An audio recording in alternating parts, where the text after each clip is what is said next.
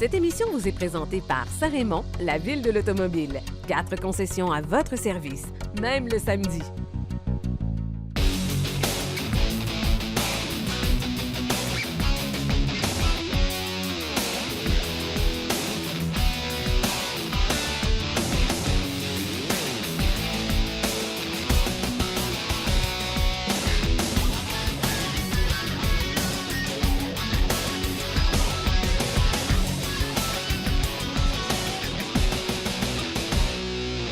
Bienvenue à Virage. Aujourd'hui à l'émission, nous allons vous présenter le Honda Passport. On va présenter aussi un véhicule pas mal dans la même catégorie, le Chevrolet Blazer.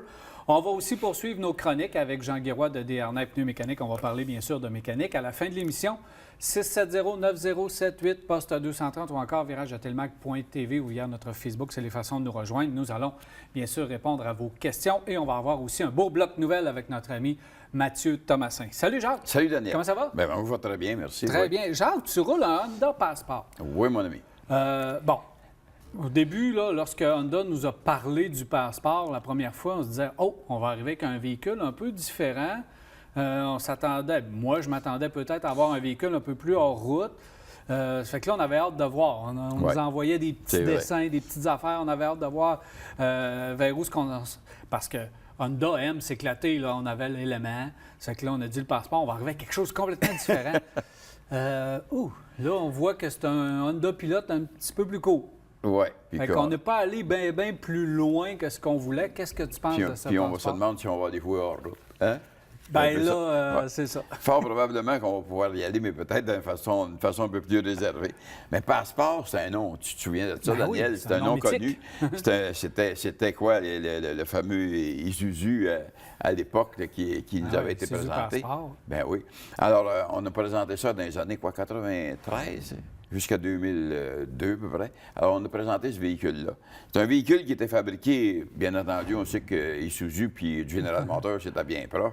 Alors, là, on avait un petit véhicule qui a débuté avec un 4 cylindres. Après ça, on a mis un V6 dedans pour donner un peu plus de performance au véhicule. Et ce que j'ai trouvé intéressant, c'est que l'essieu arrière des passeports Honda pendant des années, c'était des essieux arrière de GM. Alors, s'il y a quelqu'un qui voulait chialer contre un GM, il était mal équipé avec son produit Honda. Puis, il y a eu, au cours des années, après 10 ans, il a commencé à avoir un rappel sur ces véhicules-là parce qu'il y avait un problème de rouille au niveau de la carrosserie. Et surtout aux États-Unis, si le véhicule a plus de 10 ans, on ne le remet pas sur la route, on le détruit complètement. Alors, Honda a racheté tout près de 150 000 véhicules à cette époque-là. Mais pour 2019, bien, on nous arrive avec un véhicule qui est drôlement intéressant. Moi, c'est un véhicule que j'aime beaucoup. Si je parle d'aller hors route, là, bien entendu, une des premières choses que je vais faire, ça va être d'enlever peut-être les marchepieds. Parce que je les trouve accrochants. Je les trouve aussi accrochants pour monter à bord que pour descendre. Parce qu'on a toujours les pantalons ou les bas de jeans appuyés là-dessus. Et c'est un peu désagréable pour ça. Mais en dehors de ça, la ligne du véhicule, l'apparence du véhicule, c'est un pilote, comme tu disais tout à l'heure, un petit peu plus court, un petit peu plus petit. En longueur, mais au niveau espace intérieur, ça fait un 5 passagers. C'est pas un 8 passagers, c'est un 5 passagers qui est agréable et confortable. Moi, ce que je retiens de ce véhicule-là, c'est la douceur de roulement et le silence de roulement. Dans les produits Honda, on était habitué, je pense au Honda Odyssey, je pense au Acura MDX, je pense même à leur pilote, qu'on avait toujours un effet tambour au niveau des suspensions arrière dans ces véhicules-là. Celui-là, on a vraiment mis l'isolation à bonne place parce que c'est le silence. On n'entend pas débattre les suspensions. C'est doux, c'est confortable et ça performe bien. J'aime les matériaux qu'on a utilisés, qui sont bien installés, bien montés à bord. Un beau tableau de bord on regarde ça. Puis moderne, puis facile de se retrouver aussi facilement là-dedans. On voit assez bien tout le tour.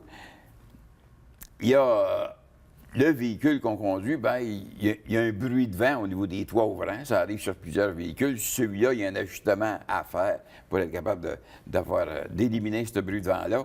Les marchepieds, comme je disais, la consommation d'essence, Ça, il y a du travail à faire à ce point-là.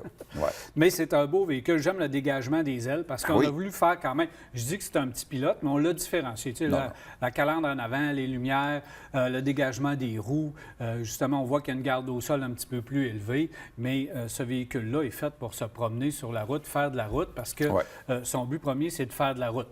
Moi, je ne suis pas déçu parce qu'il y offre un véhicule exceptionnel, mais je me dis, il y avait déjà le pilote. On aurait pu s'éloigner davantage du Honda Pilot. On a un Honda Pilot qui fait un superbe de bon travail d'à peu près tous les niveaux. Fait que le Passport a été l'occasion idéale pour arriver avec quelque chose, peut-être pas aussi éclaté qu'un élément, mais arriver avec quelque chose de différent. Mais on a un beau véhicule. Le Black Edition est vraiment superbe. Fait que dans l'ensemble, on a une nouvelle offre de service dans le SUV qui vient bien compléter le CR-V et le Pilote parce qu'il se situe entre le CR-V et le Pilote. 48 000 à 50 quelques mille dollars. Au niveau des prix, c'est pas donné. On reste dans des eaux assez élevées, mais c'est un véhicule très luxueux qui a un comportement de luxe sans avoir le nom. C'est pas loin d'un RDX, au niveau du comportement, du luxe et tout ça. Fait que vous avez le choix entre les deux, véhicules 4 cylindres de turbo du côté d'Acura, puis vous avez le V6, 280 chevaux avec la transmission 9 vitesses. 3,5 qui tire bien, puis la boîte, c'est 9 vitesses, mais j'ai l'impression, et on a toujours l'impression qu'il faut appuyer davantage sur l'accélérateur pour que les vitesses, qu'on trouve la bonne vitesse pour pouvoir donner du go-ahead au véhicule. C'est ce qui manque dans le moment. Beau véhicule, superbe comportement routier, insonorisation, bref, si vous voulez faire de la route. Solide, rigide, silencieux, agréable à conduire. Voilà, donc un autre beau véhicule du côté de chez Honda. Peut-être qu'on n'a pas été assez loin côté design. C'est peut-être le petit reproche qu'on peut faire, mais ça reste un véhicule. Mais apparemment qu'il y en manque en plus de ça dessus. Bien, j'espère. Ouais. C'est un véhicule intéressant. Voilà. Puis il n'y a pas rien. Tout là au niveau. On n'a pas parlé de sécurité, technologie, mais tout est. Tout est d'abord. Tout est là à bord. Ils sont tous là. Pas de version hybride, évidemment. Non. Pas tout de suite. Merci, Jean. Plaisir. Alors voilà, on s'arrête à virage et on vous revient, restez là.